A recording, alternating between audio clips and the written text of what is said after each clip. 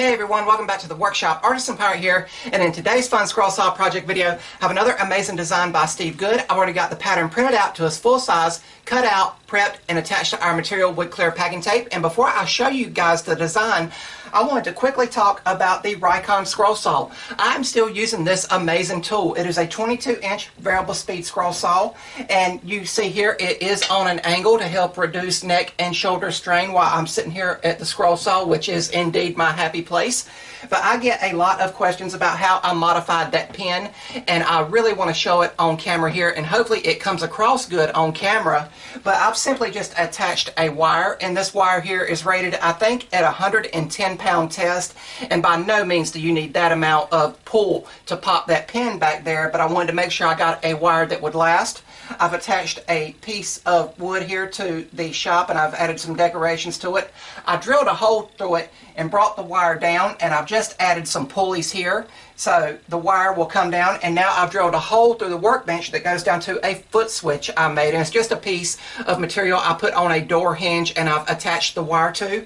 So now I have two foot switches, one for my left foot and right foot, but now I have the one on my left that turns the scroll saw on and off, and on my right foot I will have the switch that will help me lower the arm. You guys know when I raise the arm up, you're supposed to reach back there each time and pop that pin, but now I can simply press on that foot and it drops it back down without me having to reach back in any way, shape, or form. So a major improvement.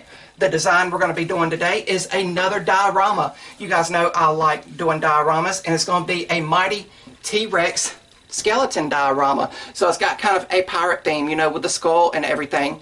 There you see some of the design, and all this is going to be scrap 1/2 inch plywood. You guys know using plywood is nostalgic for me because that's what I first learned doing nice scroll saw projects on when my grandfather started teaching me. But we have three pieces here. There is the T-Rex's skeletal legs that connect to the base, and then we have a nice prehistoric palm tree here, but really cool. And as always when you're doing a diorama, I feel that grain direction plays an important role. Sometimes it's not necessary when using plywood due to the nature of plywood. Sometimes the grain doesn't show through as much, but I'm really happy to make this and document it. I will finish it in my standard rustic style. And one thing to note before we go to drill the pilot holes is Steve Good has this dotted line here, and keep in mind this is a newer design of his, but to just show this here, I attached the two arms for the T-Rex right here. Again, all of it's 1/2 inch material, but Steve Good says cut out this little area last because the only thing that's going to be holding the T-Rex up is his little tailbone here, and you can see all this will be to where it could potentially break and wobble off. Steve also notes in the pattern pack that you can also cut this out of 1/4 inch material, but I wanted it to be a little bit more bulky to hopefully show up better on camera. When we get everything cut out and we can get our measurements, we'll probably make a base for it as well. But right now, let's move the camera, drill all of our pilot holes so we can get back over to the scroll saw and begin scrolling.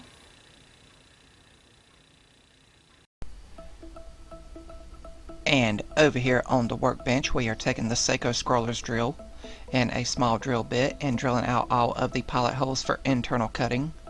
There's not a lot of internal cuts on this project, but there is enough to give the finished piece some great detail once we are done with it. Over here at the scroll saw and working on those internal cuts, I am using a number 5 Ultra Reverse Tooth scroll saw blade for all of the scrolling on this project, and it will cut through the 1/2 inch construction grade plywood exceptionally well with minimal chip out. And that's always good when it comes time for sanding later on in the project. If you guys would like to try this project, it's available as a free pattern download over at Steve Good's scrollsawworkshop.blogspot.com website over in his free pattern catalog. And it is one of his newer designs from 2024. In case anyone was wondering. Working on the dinosaurs' hands here, and all of the scroll work, as I said, is this 1/2 inch plywood, and this material here was going to be thrown out. It was given to me by a friend, so I consider this, to me, an upcycling project. But we are just going through and cutting everything out. And I moved the camera to where you guys can get a closer look of me following that cut line. We are now cutting out that backer board of the prehistoric palm tree here. And you can see how those sharp turns have me twisting and turning the piece as I follow that cut line. But as always, I am taking my time and letting the blade do the work.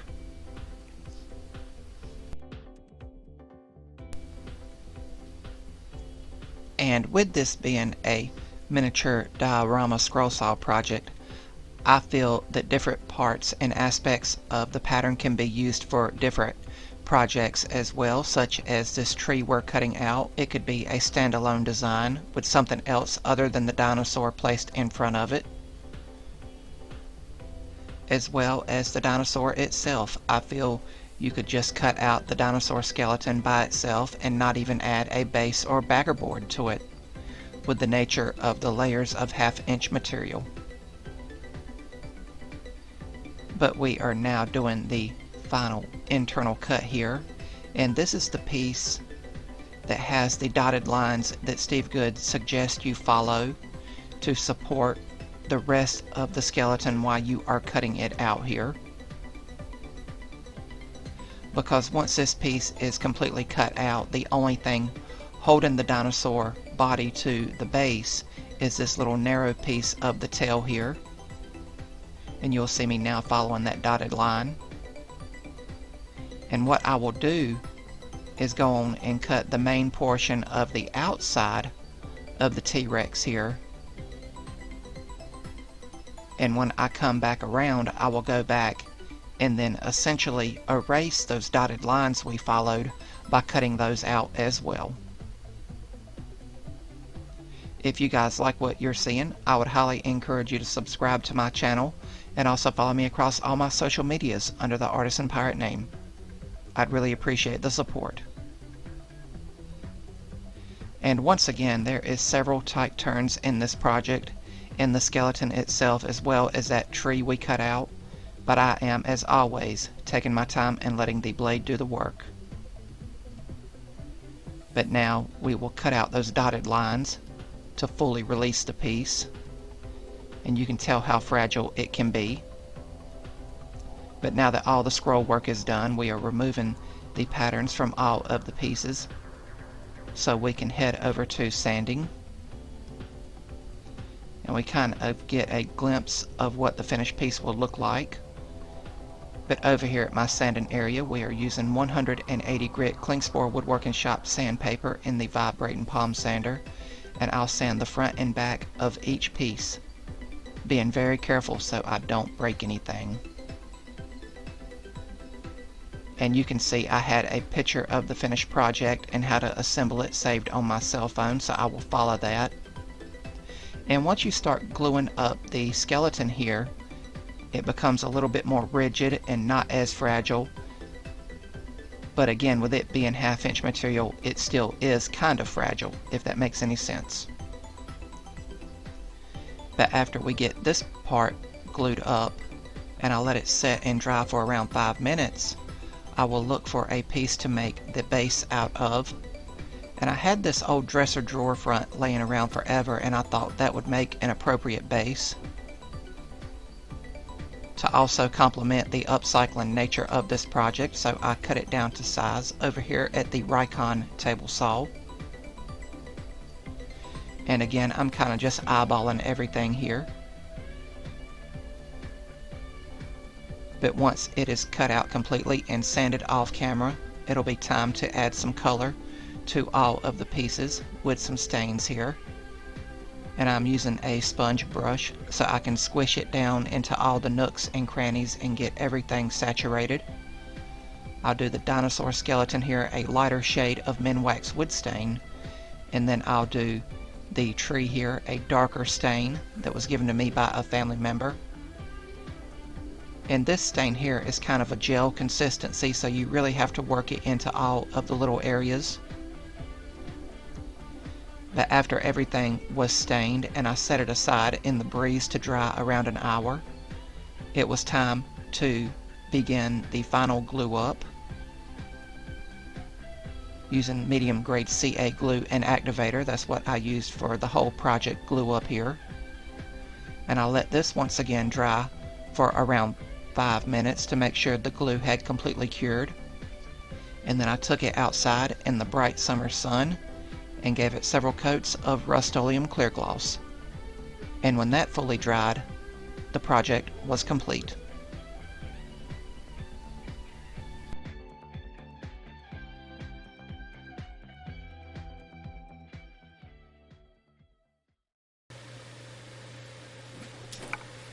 And here we have the completed prehistoric Tyrannosaurus Rex skeleton diorama, cut out completely from start to finish with the exception of the base over on the scroll saw, and it finished up amazingly well. Thank you, Steve Good, for another fantastic design from your pattern catalog. Once again, it's one of his newer pattern offerings from 2024 in case any of you guys would like to go back in the pattern catalog from this year and attempt this project out in your garage or workshops. But everything came out nice and crisp here. You can easily tell what everything is. You have the Tyrannosaurus Rex skeleton roaming through the prehistoric world. You have some foliage here with some plants and rocks, and then you have that nice backer piece of the prehistoric palm tree that really brings everything together and gives it a lifelike appearance of that skeleton roaming through the prehistoric world. I'm really happy with how this came out. It took me around 45 minutes to an hour to scroll it out from start to finish. It's not an overly complex design. It's just with the nature of the design, you need to, of course, take your time and let the blade do the work and be as loyal as you can be to the cut line. That way, when you get to the assembly process, everything will line up seamlessly. And as you see in the results here, everything did. So I, of course, let the blade do the work, and I was as loyal as I could be to that cut line.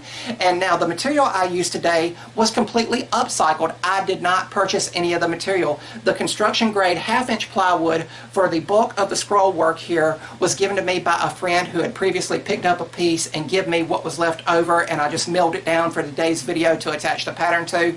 And the base was an old dresser drawer front that was again given to me by a friend. And when I was sanding everything, I caught this piece out of the corner of my eye, and I thought, you know what, that might make a great base. So hopefully you guys agree with me and like how everything turned out. I finished it in a standard rustic finishing way like I like to do here on the platform. I stained the skeleton and the main part here a light Minwax wood stain to still allow the grain and textures of the 1/2-inch plywood to shine through, and I stained the base and the prehistoric tree a darker shade to allow a splash of color and contrast to really and hopefully tie everything together. Keep in mind this is a very fragile piece. When we were scrolling out the skeleton here, there was that dotted line outline that we followed to still allow the bottom jaw to connect to that rock face there to support this T-Rex, and you can see he is very fragile, so please be careful with this project if you make it, my friends. We cut out that excess after cutting out everything, and it really offered a lot of support because all that is connecting that main part of the skeleton to the base is that little tail there. And when I was scrolling the tail out here, I did bulk it up slightly to offer a little bit more support. And of course with the stain and everything, you can really tell that it is plywood and everything, but you always have the option of cutting a project like this out of exotic or hardwoods to where you don't even need to use a stain, and then of course the layers wouldn't be visible on the side. But for what it is, I think it came out great, and it's really rustic, and I think the plywood gives it an even more rustic and prehistoric vibe, if that makes any sense. And of course, if you wanted to cut a project like this out of a lighter material like say pine from a big box store, you could of course go in and paint everything. If you wanted to go a step farther, you could cut out the word Tyrannosaurus Rex and put it down here if you wanted to put this in a classroom setting or something like that for a teacher's tool. And if you wanted to put it in a little one's bedroom, if they were big fans of dinosaurs like I was when I was a child, you could of course cut their name out and put it down here as well. And with all diorama projects, you could of course use pieces for different projects. I believe you could just do the Tyrannosaurus Rex skeleton and put it on a base and it be a standalone project. And I think the prehistoric palm tree backer piece here could be part of maybe a standalone tropical project. But when you combine it all together, it makes this beautiful and amazing diorama. And again, it finished up amazingly well. And again, I love dioramas. I love miniatures. I love seeing people's creativeness and imaginations and the ideas that come out of their heads when you shrink something down. I guess that's why I really love the model train hobby, you know, with all the little intricacies of building something. And of course, I always like bringing dioramas to life here on the channel. And we have a family member that really, really loves dinosaurs. They love the classic Jurassic Park movies. They have dinosaur shirts, and you know, they just have nostalgia for dinosaurs. So this project will ultimately go to them once I am finished taking pictures with it and the video is uploaded to the platform. And I'm happy to give it as a gift, and I'm thankful that I'm able to make stuff like this for them and for you guys also, my followers and subscribers. But I had a lot of fun in today's video, and I hope you guys like watching me make today's video. If you're new to the channel, please click that subscribe button, and also follow me across all my social medias under the Artisan Pirate name. As always, links to contact me as well as all my social medias will always be linked down in the description box below these videos. That's about all for this one, and remember guys, if I can make it or do it, so can you. I'm the Artisan Pirate. Take care, and I'll see you guys real soon.